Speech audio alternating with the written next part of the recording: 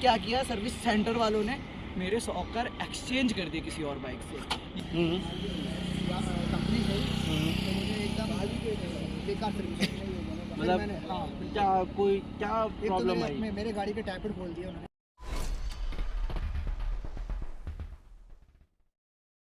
Hello guys, welcome back to our channel once again. आज हमारे सामने एक ऐसी बाइक है जो कि है सबसे प्यारी और मतलब इंडियन मार्केट में सबसे ज़्यादा मांगी जाने वाली बाइक जो है वो बाइक आज आपको दिखाएंगे और उसका ऑनेस्ट ओनरशिप रिव्यू लेके आए हैं। तो वो बाइक है, थोड़ा सा और दूर जाएंगे तो हमें दिखेगी R15 V4M। ये M वेरिएंट है और एक नहीं दो बाइकें हैं भाई। आज रिव्यू के लिए हमारे पास दो बाइक है। जानते हैं इन दोनों बाइक का कंपैरिजन, इन दोनों बाइक के ओनर्स का ऑनेस्ट ओनरशिप रिव्यू, उनके साथ सर्विस का फीडबैक कैसा रहा, क्या उन्होंने दिक्कत फेस करी, क्या उन्होंने मॉडिफिकेशन कराई अपनी बाइक में। ये रही दोनों बाइक्स हमारे, मैं जिनके बीच में खड़ा हूँ ये R15 V4 है। दोनों अलग अलग मॉडल है, दोनों अलग अलग ईयर की बाइक है। आप आइए आपको कंपैरिजन दिखाता हूँ इन दोनों बाइक्स का। दूसरी चीज़, इन दोनों के ओनर्स को मैं बुलाना चाहूँगा जो कि है ये R15M कौशल की।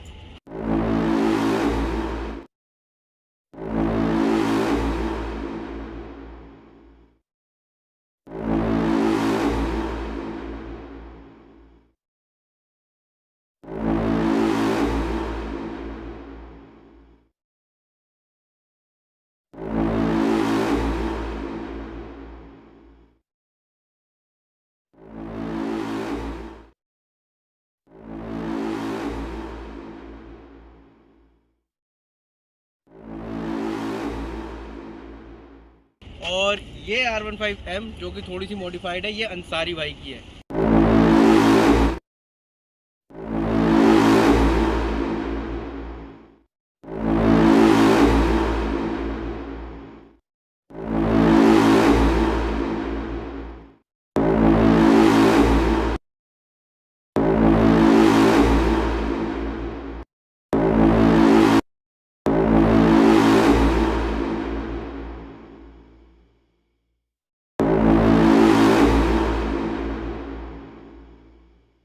तो अंसारी भाई, हमारी वीडियो पे आने के लिए बहुत बहुत शुक्रिया, और कौशल भाई हमारी वीडियो पे आने के लिए बहुत बहुत शुक्रिया।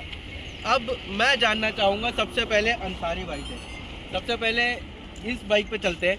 अंसारी भाई, मुझे एक चीज़ बताना, ये बाइक आपने कब परचेज़ करी थी और कौन सा मॉडल है ये बाइक? ये 2022 मॉडल है। ठीक है, आपने कितने की परचेज़ करी थी ये बाइक? ये 2 लाख की समथिंग पड़ी थी। 2 लाख के अराउंड पड़ी थी। अब चलता हूँ कौशल के पास। कौशल, प्राइस हो गई, ये आपने बाइक कब परचेज़ करी थी और कितने की पड़ी थी? 2023 मॉडल है, 2,35,000 में कैश में। 2023 मॉडल और 2022, एक साल में 30,000 का डिफरेंस आ गया। ठीक है, R15 यामा वाले प्लीज़ थोड़ा सुन लें। दूसरी चीज़, आपने इस बाइक में क्या क्या मॉडिफिकेशन कराया और कितने का प्राइस आपको टोटल मॉडिफिकेशन पे पड़ा, क्योंकि काफ़ी मॉडिफाइड दिख रही है मुझे बाइक। तो ये दोनों बाइक के बीच में मैं खड़ा हूँ। ये R15M 2022 मॉडल है, ये 2023 मॉडल है। अब हम आपको बताएंगे कि इसमें मतलब क्या क्या चेंजेस हुए हैं इस बाइक में एक साल के अंदर, और कितने प्राइस बढ़े हैं या घटे हैं, यामा वालों ने क्या करा है। तो ये अंसारी बाइक की R15M 2022 मॉडल, इनसे जानते हैं ये इनको कितने की पड़ी थी 2022 में? 2,22,000 की। ठीक है, और कौशल से पूछते हैं ये बाइक इसको कितने की पड़ी थी? ये ऑन रोड 2,35,000 की पड़ी थी कैश में। कैश में? आपने भी कैश में ली थी? तो यहाँ ये बाइक जीत गई क्योंकि ये बाइक के प्राइस थोड़े कम है। ठीक है, अब इसमें आपने मॉडिफिकेशन करा रखी है क्योंकि R15 में बहुत ज़्यादा मॉडिफिकेशन आती है। अब मुझे थोड़ा थोड़ा प्राइस बताओगे क्योंकि हमारी जनता जानना चाहिए क्या क्या मॉडिफिकेशन आपने कराया है इस बाइक में और क्या कॉस्ट आपको पड़ी थी। क्योंकि पहला तो मैं देख रहा हूँ दोनों बाइक में ये ब्लैक कलर का आता है और पहले से भी ब्लैक कलर का आता है। ये रैप का आपको क्या कॉस्ट पड़ा था? ये 1,000 का राउंड। विंगलेट का क्या कॉस्ट पड़ा था आपको? ये 150 की पड़ी थी। 150 की विंगलेट पड़ी थी। 150 और 1000, 1150। वाइज़र आपको कितने का पड़ा था? ये 600 का पड़ा था और 100 रुपये जो है लगाने, मतलब 700 मान के चलें, 700 का आपको ये पड़ा था। अब आते हैं इनके दूसरी मॉडिफिकेशन पे जो कि है फोक स्लाइडर्स। फोक स्लाइडर्स आपको कितने के पड़े थे? मेरे को 700 रुपये पड़े थे लगभग। 700 रुपये के पड़े थे लगभग, मतलब लगवाई के साथ या लगवाई के साथ। ठीक है, टोटल अराउंड 2,500-3 हज़ार रुपये का आपने मॉडिफिकेशन कराई है अब तक। अब मैं जानना चाहूँगा ग्रैब रेल के बारे में। ग्रैब रेल आपने क्यों लगवाई? क्योंकि मतलब R15 इससे वेट थोड़ा सा इंक्रीज़ हो जाता है बाइक का, और क्या रीज़न है आपका ग्रैब रेल लगाने का? इसका रीज़न ये है कि अगर हम कोई थोड़ा बहुत अपना लगेज वगैरह कहीं ट्रिप वगैरह पर जा रहे हैं घूमने, तो आप छोटा सा बैग जो आराम से रखते हैं इसको कंफर्टेबल से मतलब जो है बन सकता है, और ना आपको रास्ते में जो है गिरने का डर रहेगा, और ठीक है। और कुछ पीछे कोई लोग भी बैठ रहा है पीछे अगर हमारे साथ में कोई, तो इसको पकड़ने के लिए थोड़ा स्पीड से चला दिया तो थोड़ा सा इसको पकड़ने के लिए बहुत अच्छा। एक रीज़न मैं भी बता देता हूँ, क्योंकि जो 2023 से पहले का मॉडल था उसमें मैं डिफरेंस आपको बता देता हूँ। ये जो आपका पैनल का जो गैप देख रहे हो ना, यहाँ कुछ नहीं है, और अगर 2023 में मैं आपको दिखाऊँ, इस पैनल में इन्होंने ये अपडेट दिया था ताकि थोड़ी सी मजबूती बनी रहे इन साइड पैनल्स की, तो ये डिफरेंस बहुत है। और इसकी वजह से ड्यूरेबिलिटी बहुत ज़्यादा हो गई है, मतलब पैनल्स की अगर देखें तो ड्यूरेबिलिटी काफ़ी अच्छी कर दी है। अपडेट करता रहता है यामा। मॉडिफिकेशन आपने इसमें मतलब लगभग 3 से 35 हज़ार 4 हज़ार तक की आपने करा रखी है। इस बाइक की तरफ चले अगर 2023, इस बाइक में आपने मॉडिफिकेशन क्या कराई है? रो है मेरी कोई भी मॉडिफिकेशन नहीं, PPF भी नहीं, कुछ नहीं करवाई थी, लेकिन बाय द चांस एक्सीडेंट में हट गई। फिर अच्छा, इस बाइक से एक्सीडेंट हो चुका है, तो उसके बारे में आगे जानते हैं। तो इस बाइक में कोई भी मॉडिफिकेशन नहीं करवाई गई है। इस बाइक में मॉडिफिकेशन काफ़ी ज़्यादा करवाई गई है। एक मॉडिफिकेशन रह गई थी इंडिकेटर्स आपको कितने के पड़े? 350, मतलब अराउंड 4,000 के अंडर आ गया सारी चीज़ें मॉडिफिकेशन। अब जानते हैं इन लोग को सर्विस से रिलेटेड क्या प्रॉब्लम आई, क्या फ़ायदा, मतलब क्या अच्छा लगा इनको सर्विस से रिलेटेड। सबसे पहले हमारे कौशल भाई, आप बताइए सर्विस कैसी लगी इस बाइक की? यामा की सर्विस सबसे बुरी सर्विस है, सर्विस सेंटर की, बाइक की मतलब किसी नहीं। स्पेसिफिक हाँ, सर्विस सेंटर के बारे में ये कह रहे हैं। हाँ, वहाँ पे मेरी एक्सीडेंटल हुई थी। एक्सीडेंटल में वो जब मेरी बाइक क्लेम में रही, उन्होंने पहले 1.5 महीने बाइक रखी, और उन्होंने एक गलत काम किया। पहले 1.5 महीने रखी होल्ड पे, प्लस मैंने बजाज से कहाँ आपके पास इंश्योरेंस बजाज से था। अच्छा, इंश्योरेंस बजाज से लॉन्ग था, टाइम ठीक है। लगा दिया। फिर उन्होंने क्या किया, सर्विस सेंटर वालों ने मेरे सॉकर एक्सचेंज कर दिए किसी और बाइक से। ये बात मुझे उस टाइम नहीं पता चली, क्योंकि उस टाइम मैंने 1.5 महीने हो चुके थे नई बाइक, मैंने 1 महीना पुरानी बाइक थी, एक्सीडेंट हो गया था मेरा।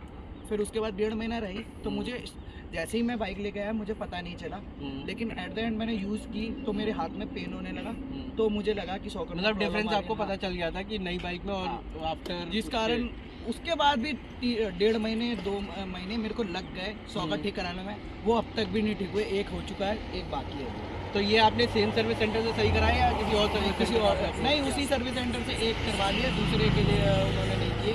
अब मुझे अपने खुद के पैसे लगा के करना, मतलब क्लेम नहीं मिला आपको नहीं, इन दी एंड। तो सर्विस सेंटर से आप काफ़ी दुखी हैं? बहुत दुखी, बहुत ज़्यादा। किसी स्पेसिफिक सर्विस सेंटर पे ये प्रॉब्लम आई? स्पेसिफिक ही है। और बाकी अनदर भी है, लेकिन उन पर भी सर्विस इतनी खास होती नहीं है, बस वो कॉस्ट ले लेते हैं। हाँ, तो प्रेफर रहेगा जो आप जानकार अच्छे बंदे हो उनसे ही करवाएं। ठीक है। अब चलते हैं 2022 वाले मॉडल पे। अंसारी भाई, आपको सर्विस से रिलेटेड कभी कोई प्रॉब्लम इस बाइक पे? सर्विस रिलेटेड है प्रॉब्लम है, क्योंकि कंपनी से अगर हम कराते हैं सही तो एक कंपनी में कराने से और एक आफ्टर मार्केट कराने से दोनों में आपको डिफरेंट बहुत पता चल जाएगा। और मैंने अभी रिसेंट में जो कराई है अभी सर्विस कंपनी से ही, तो मुझे एकदम बेकार सर्विस मतलब हाँ क्या प्रॉब्लम आई? मेरे गाड़ी के टैपेड खोल दिया उन्होंने, हाँ। टैपेड ढीले कर दिया।